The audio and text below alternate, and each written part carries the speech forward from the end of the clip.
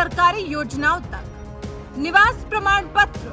आय प्रमाण पत्र और जाति प्रमाण पत्र जैसे सरकारी दस्तावेजों की बड़ी भूमिका होती है। इन्हीं प्रमाण पत्रों के आधार पर ही सरकारी योजनाओं का फायदा मिलता है। लेकिन सबसे जरूरी बात तो ये है कि इन प्रमाण पत्रों को बनवाने के लिए कई किलोमीटर दूर कचहरी के चक्कर लगाने पड़ते हैं,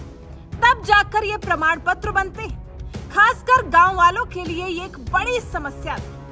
मगर इसके बावजूद इस छोटी दिखने वाली लेकिन बड़ी समस्या की तरफ किसी सरकार ने ध्यान नहीं दिया। लेकिन अब जाकर यूपी की योगी सरकार ने इस मामले को लेकर एक ऐसा कदम उठाया है जिससे लोग अपने गांव में ही आय, जाति, निवास जैसे प्रमाण पत्र बनवा सकेंगे।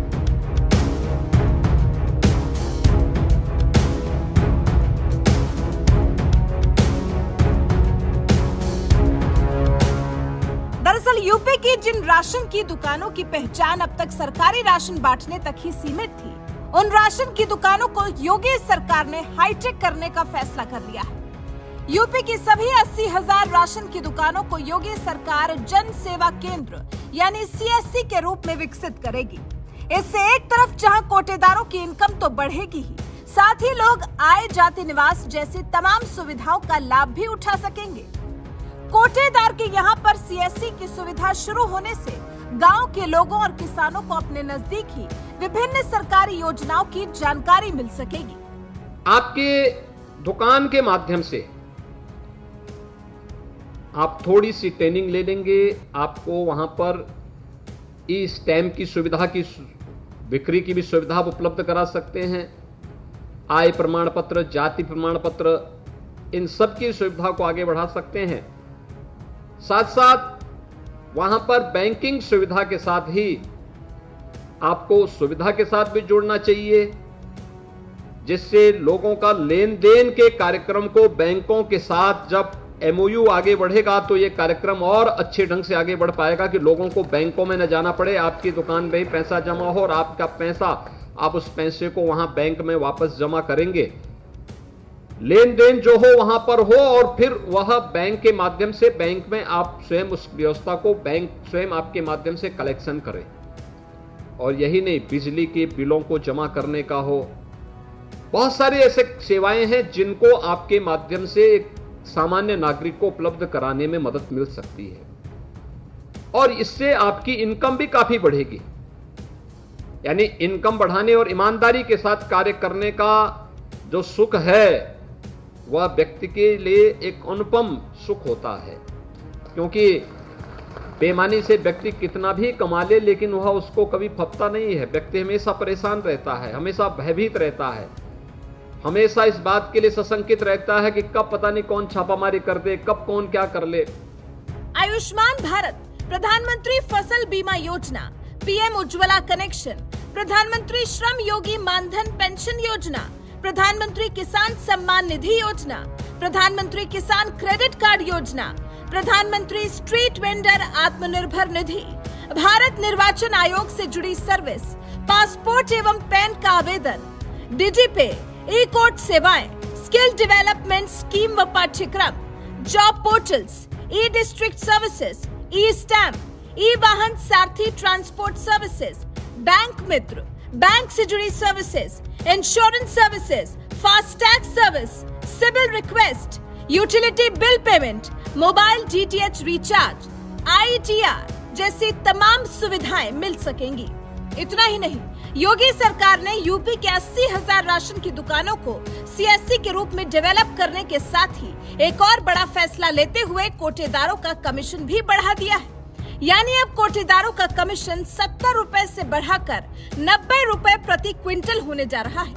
आपको बता दें, लंबे समय से कोटेदारों को 70 रुपए प्रति क्विंटल का कमीशन दिया जाता रहा है। राशन डीलरों की तरफ से काफी समय से इसे बढ़ाने की मांग की जा रही थी। अब योगी सरकार ने इस पर मुहर लगा दी।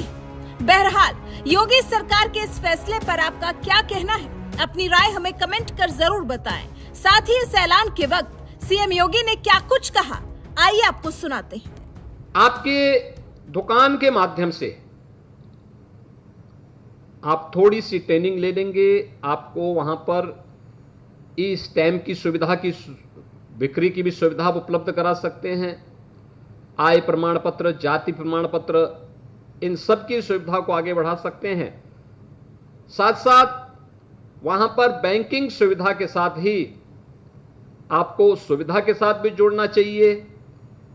जिससे लोगों का लेन देन के कार्यक्रम को बैंकों के साथ जब एमओयू आगे बढ़ेगा तो ये कार्यक्रम और अच्छे ढंग से आगे बढ़ पाएगा कि लोगों को बैंकों में न जाना पड़े, आपकी दुकान में ही पैसा जमा हो और आपका पैसा, आप उस पैसे को वहां बैंक में वापस जमा करेंगे, लेन देन जो हो वहां पर हो और फिर वह बैंक के माध्यम से बैंक में आप स्वयं उस व्यवस्था को बैंक स्वयं आपके माध्यम से कलेक्शन करे। और यही नहीं, बिजली के बिलों को जमा करने का हो, बहुत सारी ऐसे सेवाएं हैं जिनको आपके माध्यम से एक सामान्य नागरिक को उपलब्ध कराने में मदद मिल सकती है और इससे आपकी इनकम भी काफी बढ़ेगी। यानी इनकम बढ़ाने और ईमानदारी के साथ कार्य करने का जो सुख है वह व्यक्ति के लिए एक अनुपम सुख होता है, क्योंकि बेईमानी से व्यक्ति कितना भी कमा ले लेकिन वह उसको कभी फपता नहीं है। व्यक्ति हमेशा परेशान रहता है, हमेशा भयभीत रहता है, हमेशा इस बात के लिए सशंकित रहता है कि कब पता नहीं कौन छापामारी कर दे, कब कौन क्या कर ले। विगत 5 वर्ष के अंदर आज लोग कह सकते हैं कि उत्तर प्रदेश के अंदर यानी देश के अंदर सबसे अच्छा खाद्यान्न वितरण का कार्यक्रम किसी एक राज्य में हो रहा है, सबसे बड़ी आबादी के बावजूद, तो उत्तर प्रदेश है। और ये हम इसलिए संभव, इसको हम सफल करने में इसलिए संभव हुए क्योंकि हम लोगों ने तकनीक अपनाया, ई पॉस मशीन लगाई। उत्तर प्रदेश की एक बड़ी आबादी है जो राशन कार्ड धारक यूपी के अंदर है, लेकिन वह उसके बदले राशन कार्ड से, जब प्रधानमंत्री जी ने नेशनल पोर्टेबिलिटी की सुविधा दी तो राशन कार्ड उत्तर प्रदेश का, लेकिन वह कार्य करता है महाराष्ट्र में, पंजाब में या किसी अन्य राज्य में, गुजरात में, तो यहां का व्यक्ति है लेकिन राशन वहां भी ले सकता है। ये सुविधा भी उसको अब वहां प्राप्त हो चुकी है और बड़ी संख्या में है। ये बड़ी संख्या इसकी यूपी यानी यूपी के नागरिकों की है जो वहां जाके लेते हैं, और बाहर के भी अन्य राज्यों के जिन्होंने नेशनल पोर्टेबिलिटी के साथ अपने आप को जोड़ा है, उसमें भी एक बड़ी संख्या ऐसी है जो उत्तर प्रदेश में रहते हैं, दूसरे राज्यों के निवासी हैं। राशन कार्ड उन्होंने वहां बनाया है लेकिन उसी राशन कार्ड से उत्तर प्रदेश में वे भी खाद्यान्न ले लेते हैं और आप भी उसमें उस सुविधा उनको उपलब्ध करवाते हैं। आप में से बहुत सारे लोग खाद्य विभाग के साथ निराश्रित लोगों को भी खाद्यान्न उपलब्ध करवाने में, उनके घर तक खाद्यान्न पहुंचाने में अपना योगदान देते हैं। कितना आशीर्वाद मिलता होगा आप लोगों को जब आप किसी निराश्रित बुजुर्ग को या निराश्रित महिला को या किसी दिव्यांग के घर में राशन लेकर के आपके कोई सहयोगी जाता होगा तो कितना आशीर्वाद आप लोगों को प्राप्त होता होगा। और मुझे लगता है कि यह एक अनुपम सुख जीवन का होता है, किसी गरीब की मदद करना, किसी निराश्रित की मदद करना, सेवा के उस परम धर्म के साथ आप जुड़ जाते हैं, अपने आप को जोड़ देते हैं और वह आपको पुण्य का भागीदार बना देता है कि सेवा सरकार की, कार्य भी सरकार का, लेकिन एक तो हर एक गरीब को बिना भेदभाव के आप अपनी सुविधा का लाभ दे देते हैं, दूसरा शासन की सुविधा को उन तक पहुंचाने के आप माध्यम बने हुए हैं, और तीसरा तकनीक अपनाने का हो सकता है उस समय विरोध हुआ हो, लेकिन आज आपको लगता होगा जब तकनीक बढ़ाई गई